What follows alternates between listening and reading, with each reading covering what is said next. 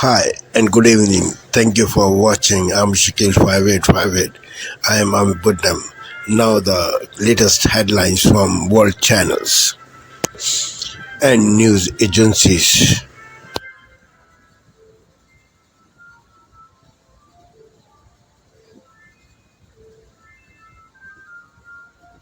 Purported leak.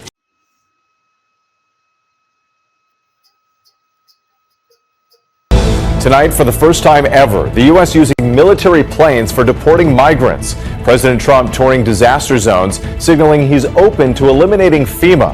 And the Israeli hostages held by Hamas just hours away from being released. First 4 days after President Trump signed his executive order, the Trump administration now using military C-17s to airlift migrants out of the country. New images from inside the aircraft of migrants in restraints. And 1,500 U.S. troops begin their deployment to the southern border. More than 500 undocumented migrants arrested in multiple cities over the last 24 hours, including New York and Boston. Martha Raddatz one-on-one with border czar Tom Homan, his blunt warning about what's to come. Also tonight, President Trump touring disaster areas in North Carolina and California, meeting with hurricane and wildfire victims. Governor Gavin Newsom, a frequent target of the president, greeting him on the tarmac. Trump saying he's open to possibly getting rid of FEMA, while threatening to withhold aid to millions in California. Rachel Scott in the fire zone. The late-night confirmation vote for President Trump's pick to run the Defense Department. Former Fox News host Pete Hegseth. Will he have enough support? Tonight, 4 Israeli soldiers seen on video being taken hostage by Hamas during the October 7th attack, now hours away from being released. In exchange, Israel expected to free about 200 Palestinian prisoners. News tonight about an arrest in connection with the killing of a border agent in Vermont. What we're now learning about the suspects, why authorities had them under surveillance before the shooting. The freighter trapped in the ice on Lake Erie, the Coast Guard trying to help break it free. Nearly 2 years after her death. The Lost Song by Tina Turner, heard for the first time in more than 40 years.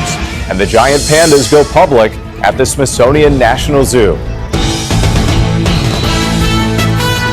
From ABC News World Headquarters in New York, this is World News Tonight with Tonight, President Trump's crackdown on illegal immigration and deportation push. An ICE raid in Newark met with fierce criticism. Military planes now sending migrants from the U.S. to Guatemala, and the president's troop surge at the border. New images of the first of 1,500 additional military personnel now on the ground. Plus, President Trump targeting FEMA, today visiting hurricane-ravaged North Carolina and suggesting scrapping the agency altogether. And the critical vote on Defense Secretary nominee Pete Hegseth. Communications blackout, federal health agencies going quiet, even as bird flu is surging across the country with egg prices on the rise. Mega retailer Target rolling back its DEI initiatives, the growing corporate split over diversity policies as companies like Apple and Costco stand firm. 4 Israeli hostages in Gaza set for release, the names just provided as the tenuous ceasefire holds. Raf Sanchez reports tonight from the Middle East. The new message from the family of Lyle and Eric Menendez, what their cousin told our Stephanie Gosk about the delay in the effort for resentencing. And the good news in Washington, the pandas meet the public. Tom Costello with some of the cutest ambassadors this country has ever seen. This is NBC Nightly News with Lester Holt. American is going to be left behind. Tonight, President Trump visits disaster zones in North Carolina and California, his first trips since taking office, and threatens to withhold some federal aid. What it could mean for the recovery. FEMA's been a disaster. The Trump administration begins deporting immigrants using military planes as ICE carries out over 500 arrests. And the first of a planned 1,500 troops arrive at the southern border. Panda!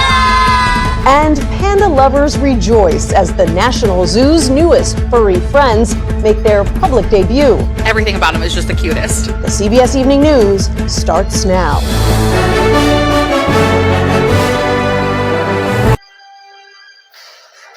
at a fire station in the Pacific Palisades, doing a little roundtable there with local political officials, saying we cannot have a golden age without the Golden State, and promising to waive all federal permits. Says he talked to a lot of fire victims. They said they're not selling, they're not moving, they want to rebuild, but it's a permitting issue. And at one point, there was a big confrontation between the president and Mayor Bass, who said, oh, you know what? They can come back and start in a week. Donald Trump said, no, that's not going to happen. We don't have a week. Don't crush their spirit. Just a tremendous amount of transparency between the president, the first lady, and all of these local officials. This is how we should do everything. Let's bring in filmmaker and director Justine Bateman. Justine, you've been watching this. Your first impression? Yeah. Well, I really liked what Joel Pollak had to say when he said there has to be some oversight, because Bass and Newsom have a long history of letting money our tax dollars just fall through their fingers. So I was glad to hear that. We had Rick Grinnell there. At one point, there was a suggestion that there should be a special master appointed to watch the cash. And he just turned to the left and said maybe Rick could oversee it, along with some of these other firemen that I spoke to.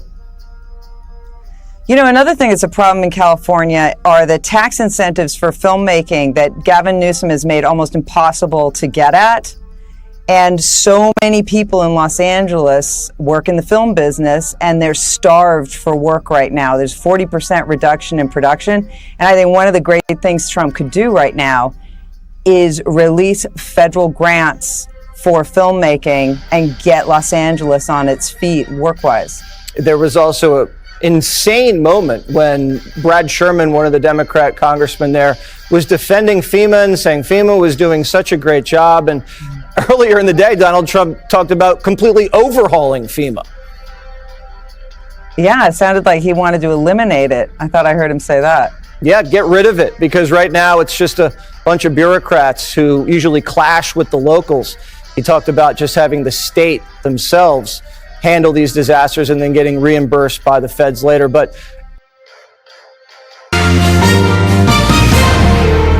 on this Friday night, Ontario's snap election confirmed. Why Premier Doug Ford wants a vote 16 months early. We need the largest mandate in Ontario's history. And the criticism against what he's planning to do during the campaign. Trade barriers between provinces. It's almost absurd. The pressure to eliminate them as Donald Trump's tariff threat looms. Deadly and destructive, the ferocious storm hammering parts of Europe. And the blossoming trend of growing your own food. It's literally almost from across your dining room. Why more people are digging indoor gardening. Global National, reporting tonight, Nitu Garcha. Today, preparations for a second round of hostage and prisoner releases as the Israel-Hamas ceasefire approaches its second week.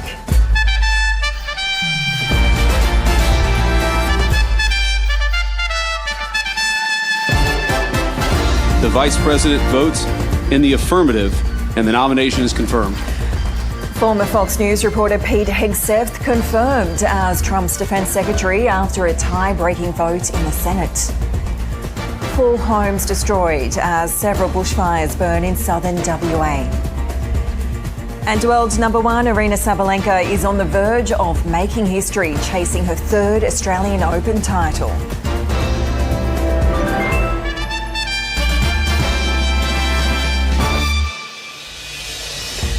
Hello and welcome to ABC News. I'm Meredith Sheehan. Liberté, égalité, actualité. Good morning and welcome to Daybreak here on France 24. My name's Peter O'Brien. Let's take a look at the top stories. Hamas is set to release 4 more hostages in exchange for many Palestinian prisoners. Its second swap with Israel since the ceasefire began.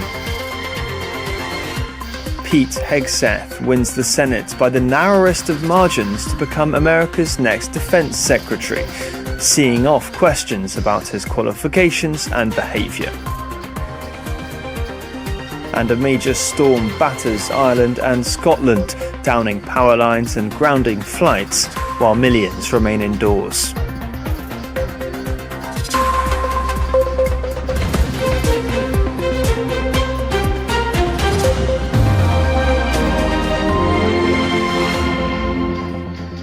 In a matter of hours, Hamas is set to release 4 soldiers taken hostage 15 months ago.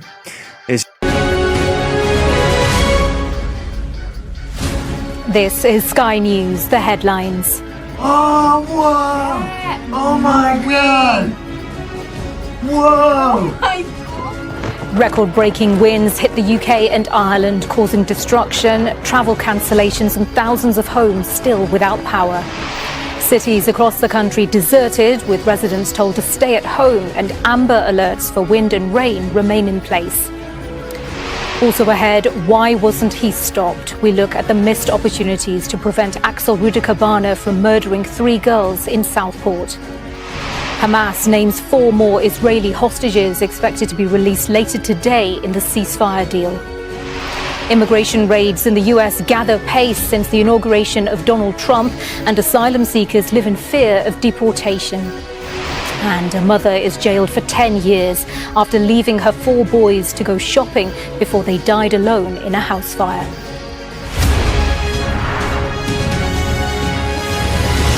Hello, good morning. Welcome to the programme. 1 person has died and almost 1 million homes and businesses have... Very good evening. It's just gone 9 o'clock. Your top story. Storm Eowyn is sweeping across the UK, bringing record-breaking winds and severe weather conditions. 1 in 5 flights from airports in the UK and Ireland have been cancelled today, and millions of people have been urged to stay home.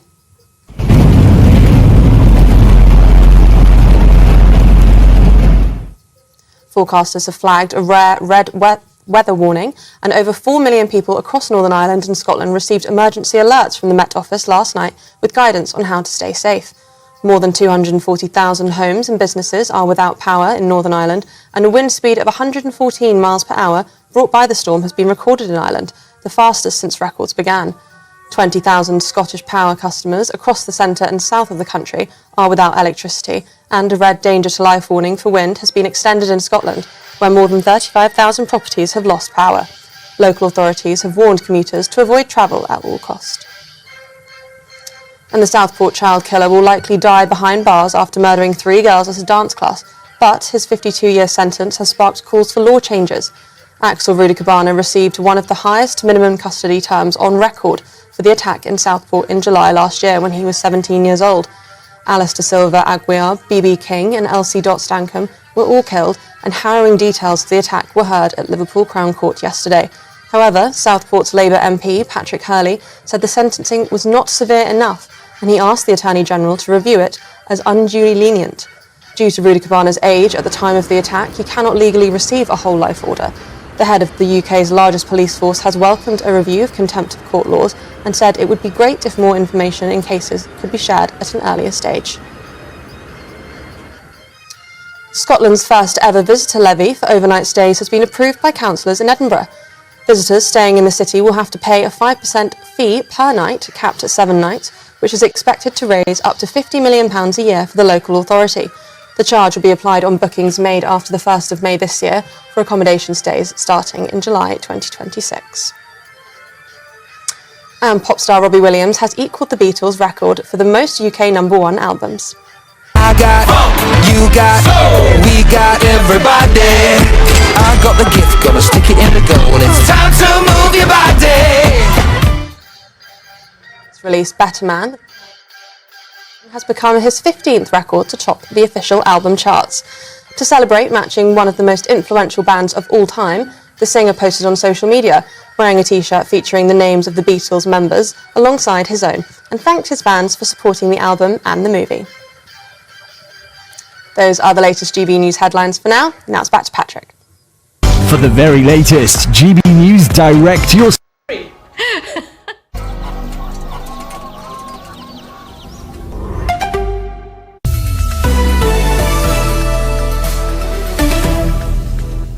This is DW News, and these are our top stories. U.S. President Donald Trump has arrived in California to survey wildfire damage in the Los Angeles area. Earlier, he was in North Carolina to tour communities still struggling to recover from Hurricane Helene. In North Carolina, Trump suggested doing away with the Federal Emergency Management Agency, or FEMA. Hamas has released the names of 4 Israeli hostages who are set to be released on Saturday. The women, who are all soldiers, have been held in Gaza for more than 15 months. Since the start of the war between Hamas and Israel, families of hostages taken by Hamas have been putting pressure on Israel's government to secure their release. Storm Éowyn has slammed into Scotland and northern England after leaving a trail of destruction across Ireland. The Republic of Ireland recorded wind gusts of 183 kilometres an hour, its strongest on record. Éowyn left almost 1 million households and businesses in Ireland without power. This is DW News from Berlin. There's a lot more news on our website. That's dw.com.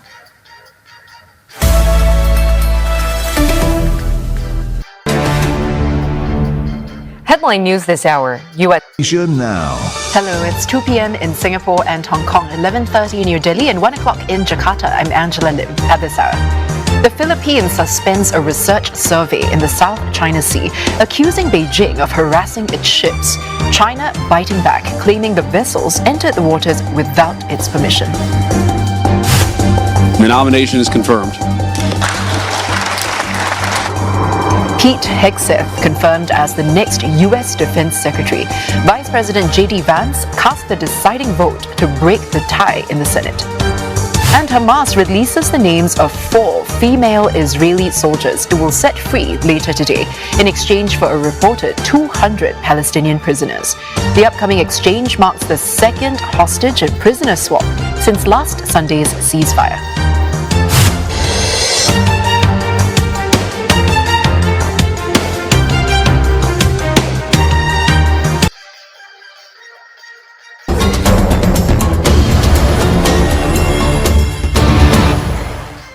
Panic engulfed Goma as M23 rebels advanced steadily towards the city in Eastern Democratic Republic of Congo, clashing with National Army on Thursday. Explosions echoed from the outskirts and the main hospital was inundated with hundreds of injured civilians transported from surrounding towns and villages. They started throwing the bombs at 3 a.m. in Mubambiro and Sake, when we saw things getting out of hand, and our soldiers started to flee, not knowing the enemies were ahead. Those who died did so just near us, and we had to find a way to escape. The situation in Sake was uncertain, with reports from residents suggesting that the rebels had infiltrated and taken control of the town. Many from Sake have joined the ranks of over 178,000 people who have fled due to the M23's recent offensive. When the M23 entered Sake after attacking with bombs, that is when I was forced to flee with my children. When I got to the market, that is when the bombs fell next to us and people died instantly. Congo has accused Rwanda of supporting the M23 group, which is primarily made up of ethnic Tutsis that defected from the Congolese army more than 10 years ago. South Sudanese officials announced that they will require telecommunications companies to restrict access to social media for a minimum of 30 days. This decision stems from worries about the spread of disturbing content related to the ongoing violence against South Sudanese individuals in neighboring Sudan. The temporary restriction, deemed essential for public safety, which may be extended for up to 90 days, took effect at midnight on Thursday. The South Sudanese public has expressed outrage over videos from Sudan that allegedly depict militia groups committing acts of violence against South Sudanese in Jazeera state. 25 families of victims and survivors of political crimes from the apartheid era have filed a lawsuit against South African President Cyril Ramaphosa and his administration, claiming a failure to adequately investigate these offenses and provide justice.